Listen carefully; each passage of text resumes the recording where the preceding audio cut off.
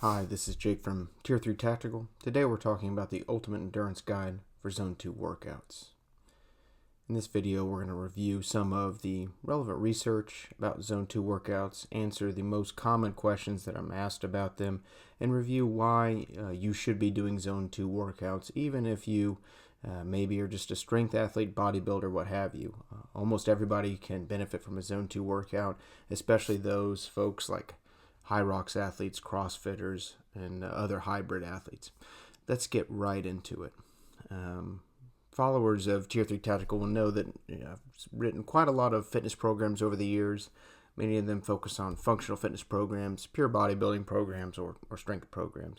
The most popular ones currently are hybrid athlete programs for folks that want to build their endurance and build strength or muscle mass at the same time. If you've done any of my programs or even looked at them, I'll put some links below for my most popular ones, but you'll know that I use a lot of Zone 2 workouts, and I just kind of always assume that athletes know what I mean when I say Zone 2 workouts, and that isn't always the case because I'm getting questions about what they are, why they're beneficial, and these types of workouts have become very popular over the last couple of years for good reason. They really do improve your performance regardless of the type of athlete you might be.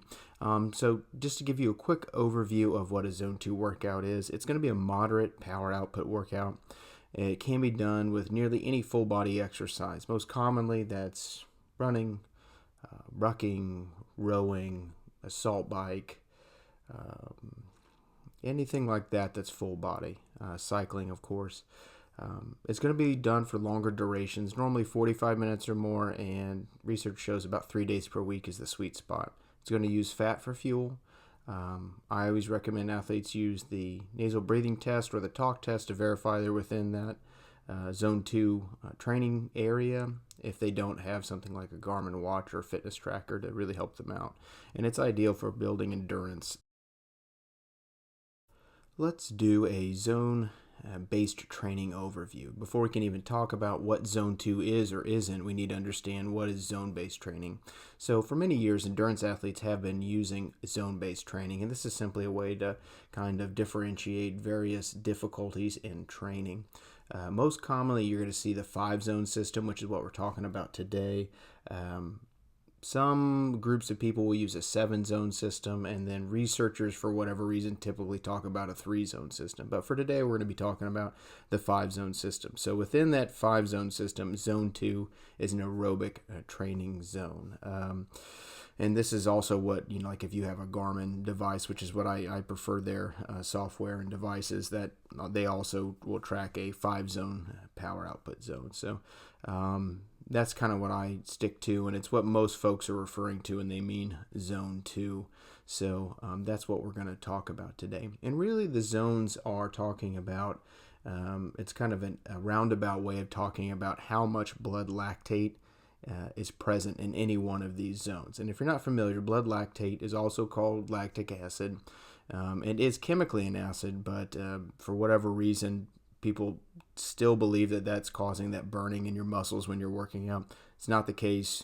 You can inject lactic acid into your bloodstream and you can't feel it at all. It's just one of those myths that doesn't die. So lactate or lactic acid is produced during any anaerobic energy production. In simple terms, it is a way for your body to produce ATP or adenosine triphosphate very quickly. If you're using high power output, running fast, cycling hard, doing a hard CrossFit workout, something like that, you will be producing lactate. The drawback to lactate production is that it's not sustainable. It produces byproducts that your body does have to clear, and it also causes, or these byproducts also cause a buildup in cellular pH, and that's ultimately what causes the burning you feel and requires you to slow down or lower your power output. So now that we kind of have a good general understanding of what the zones are, and it's really measuring blood lactate as we increase in intensity, let's talk about what each of the 5 training zones actually are. In our 5-zone training system, we're going to primarily differentiate the zones by power output. You can also think of this in terms of your percentage of your heart rate max, with low heart rate being zone 1 and then very high heart rate training moving on up to zone 5. If you look at the chart on the screen here, you will see exactly what I mean by this. You can see on the left side we have zone 1. The power output is low, the fuel source is primarily fats, the duration is many hours, and this is heart rate 50 to 60%, and also underneath that. So that's what your body is using to produce energy for everything from walking around, doing the dishes, arguing with people on Instagram. All that's coming within your zone 2, or sorry, zone 1. Zone 2 is the next zone up from that. It's a medium-low power output. Again, we're talking about fat for energy use. Duration is many hours, and heart rate 60 to 70%. The top end of zone 2 is going to be your aerobic threshold, or the maximum amount of energy you can produce using oxygen as a requirement to produce that energy. That's kind of annotated by the star there within zone 2. And the line you see that gradually trends up, that's actually the amount of blood lactate that is present in your bloodstream. So zones 1 and 2, no appreciable amount of blood lactates being produced. Of note, regardless of what kind of exercise you're doing, you are always producing some amount of lactate, and both your anaerobic and aerobic energy systems are being used. It's not a question of are you using one or the other. It's a question of how much of one or the other are you using. And as you'll see later on, that becomes very important. But to move on to zone 3, we're looking at medium-high power. We're looking at also a mix of fats and sugars. Durations 1 to 2 hours, heart rate 70-80%. And this is also what you kind of see most athletes, particularly the Norwegian athletes, refer to as sweet spot training, the bottom end of the zone where you start to produce lactate. And you can see that on the graph. It starts to ramp up, but it's nowhere near crazy high yet. In zone 4, this is high power. We're using a lot of sugar for energy. It's about 60 minutes or so and a heart rate of 80 to 90%. The top end of this zone is your anaerobic threshold or your lactate threshold. That's the second star you see on the graph there. This is the last, I'll call it, sustainable workout zone for you. If you work out any harder than this, you're gonna have to build up a lot of lactate. It's going to become unsustainable. Cellular pH rises, and then you're going to slow down or have to stop exercising. And that's exactly what happens in zone 5. That's very high power output. You're looking at almost all sugar usage, and then 20 minutes or less. And that's for a very well-trained athlete, because you're looking at heart rates at 90% to 100%. So that's your highest zone, and it should be obvious that at these high power outputs, you cannot exercise very long without having to slow down or make some changes. But it's worth noting that if you look at this next graph I'm putting up on the screen, even at the very highest power outputs, you are still using a lot of aerobic energy production. It's not a switch like most people think of it. It's more of like a rheostat or a dimmer switch that you see on the wall there. This chart shows different running distances, and on the bottom you can see that's the seconds, and then the curves are aerobic and anaerobic contributions to energy production. So at the very top chart's like a 20-second, 200-meter run, very anaerobic. But even then, we can see like 35% of that is coming from your aerobic energy system. Going up to like 400, you're looking at, roughly almost a minute for a good runner. But once we hit that 40-second mark, you're looking at more than 50% of your energy coming from your aerobic energy system. And most people who've run 400 meters could tell you it doesn't feel aerobic, but you're still getting at least half of that energy from your aerobic energy system. And as we go even further out to an 800 or a 1500 meter run, it's very, 1500 meter run is 80% aerobic energy system. You're still producing lactate, your body's still using it, but that dial switch is really cranked up for aerobic energy production. And this highlights the importance of working on aerobic energy systems, especially for athletes that don't traditionally work on them. And this, in my opinion, is one reason why we've seen CrossFit athletes in particular increase their performance, because they have, over the last several years, started to do a lot of this type of training. It's got a lot of benefits, but even for very short durations, like we see in these sprints, you need aerobic energy systems to be working hard to keep you going. Otherwise, you're going to go into that zone 5, and you're not going to have a very high power output once your cellular pH starts to go down. Now that we've kind of reviewed zone 2, the different zones and how we differentiate them, let's talk about a little bit of zone 2 research.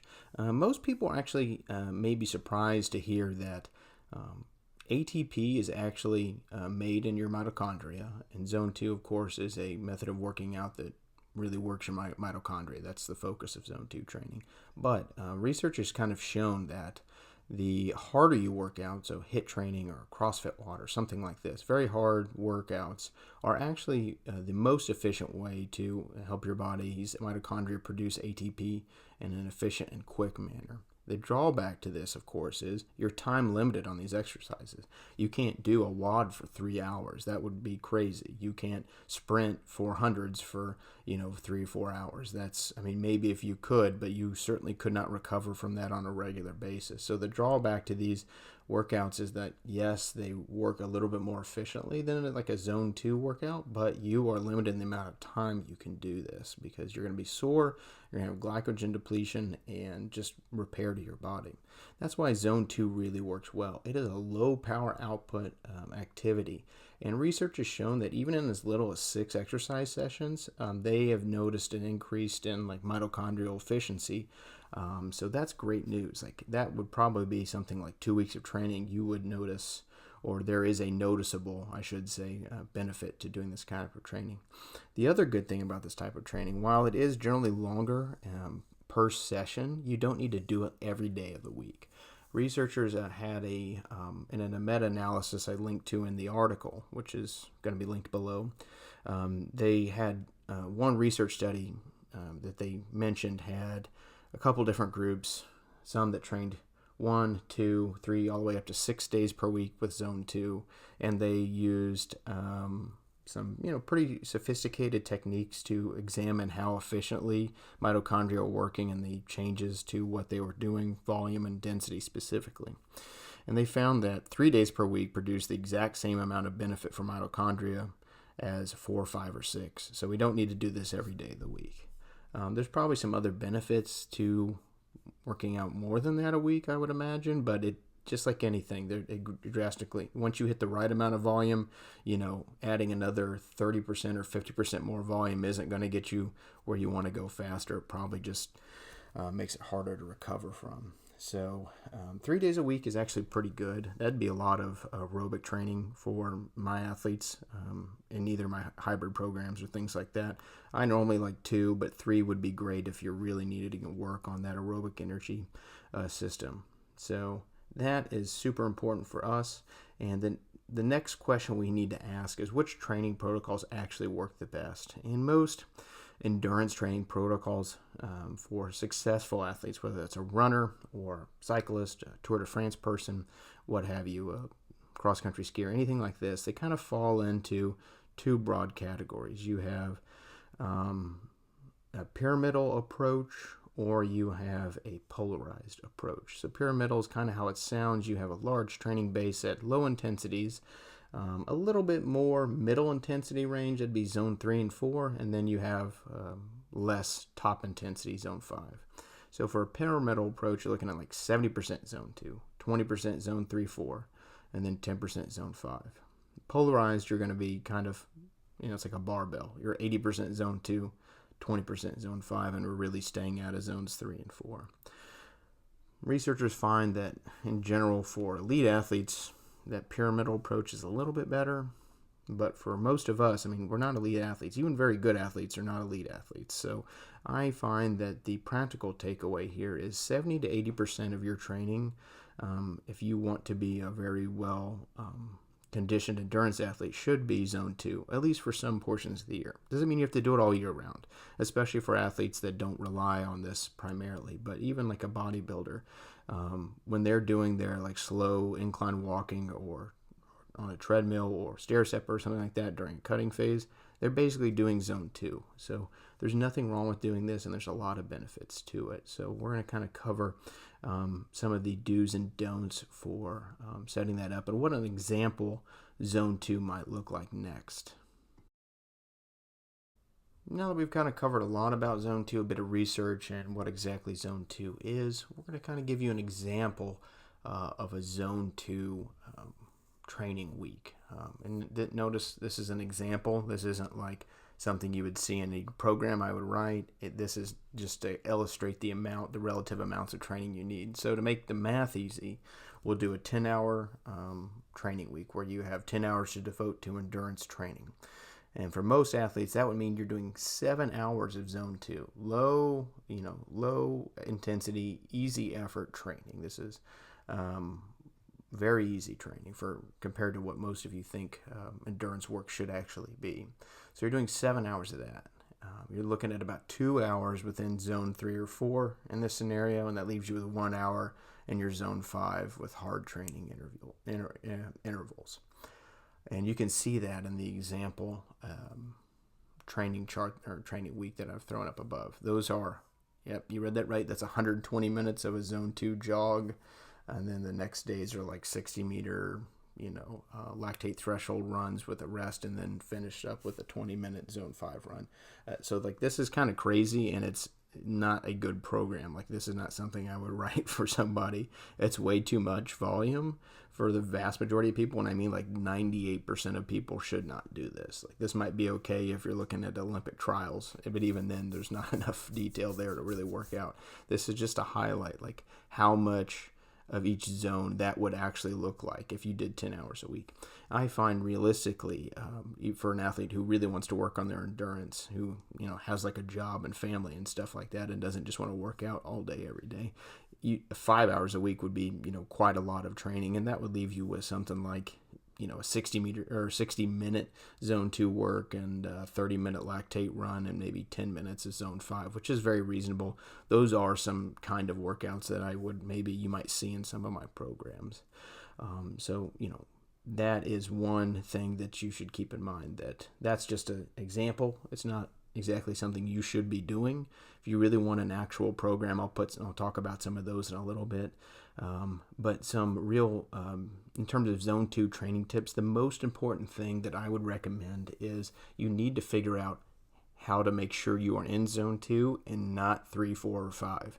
And that sounds easy, but it's hard. The 2 easiest methods are actually the nasal breathing test or the talk test. Nasal breathing test is when you just literally close your mouth while you're jogging. And if you can breathe through your nose, you're still within zone 2. If you can't, you're going too hard, you're in zones 3 or above. Talk test is the same thing. If you're jogging with somebody, if you can say whole sentences, no problem, you're probably zone 2. If you're like having to break them up with gasps and things like that, you're higher than zone 2. So you need to slow it down. To give you an example, personal example here, my VO2 max is in like the low 50s depending on training year, time of the training year, and my zone 2 pace is like 11 minutes per mile on the flats. It's very slow, or maybe like a 10:30, somewhere in that range. If I go up any incline at all, I am out of zone 2, so I need to walk. So if you're a runner and you want to do running for your endurance work, have at it, but just realize that you're going to be probably running or walking. You have to be incredibly fit to actually be able to maintain a run at zone 2 pace. So again, I think that the nasal breathing test is the easiest. I program that a lot to my programs, but if you really kind of want to be more detailed, I would recommend getting a Garmin fitness tracker. I'll link to my favorite. I'm currently using an Epix Gen 2. Used it for several years. It's great. I really love their software, and they have a bunch of different accessories like heart rate monitors that can give you your lactate threshold and do a lot of pretty sophisticated work that 10, 15 years ago you'd have been doing in an exercise science lab, and now it's on your wrist, and they've really come down in price recently. So if you do want a little bit more detail, you can do that. If you actually want to be super nerdy and the most detailed, you need to get a lactate monitor, which you can find those on Amazon, but probably wouldn't worry about that unless you're looking to be a very competitive endurance athlete. Garmin watch is probably going to provide everything you need to get in really great endurance shape. So in terms of programs, my most popular program is an 8-week hybrid strength and endurance training plan. It's a pretty good mix of 5 to 6 days per week. You're going to be lifting. You're going to be doing some functional fitness WODs for accessory work in there. And then you're also going to be doing zone 2 work, and then the occasional, lactate, and then, zones 3 through 5 work in there as well. So it's a very balanced program, and a lot of athletes have had pretty good success with it. So I'll throw the link to that program below, and then I'll throw a link to, I've got a 36-week hybrid programming series where I take my most popular hybrid programs and I sequence them in a way that kind of makes sense. So you could build some muscle, work on your endurance, and then maybe build some top end strength, and then that kind of a thing. So you're not just all over the map. I'll link that in the notes below as well. So last thing, final thoughts for this. Most athletes should be training in zone 2. Even pure strength athletes can really benefit from zone 2. It helps recovery between sets and helps recovery between workouts. For beginner athletes, just make sure that you find something that you enjoy doing. It doesn't have to be cycling. For me, it is. I love cycling. I have since I was a kid. It could be running. It could just be walking outdoors with a pack.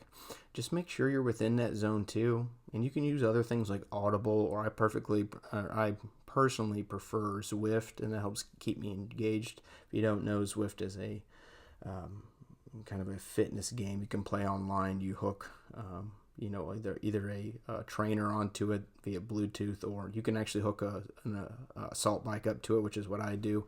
So you can race against people or do different challenges, things like that. But it really reduces boredom, and I find that I can do a lot more cardio that way. So find what works for you. And if you have any comments or questions, you can put them in the comment section below, and then I'll see if we can get you an answer. Or you can always head over and check out the full article where I have a bit more detail and then links to the research that I've kind of mentioned here. So go check that out if you like it. As always, if you like this kind of information, make sure to like and subscribe. And I'll be trying to put out a little bit more videos here now that I have a bit more time. Thanks.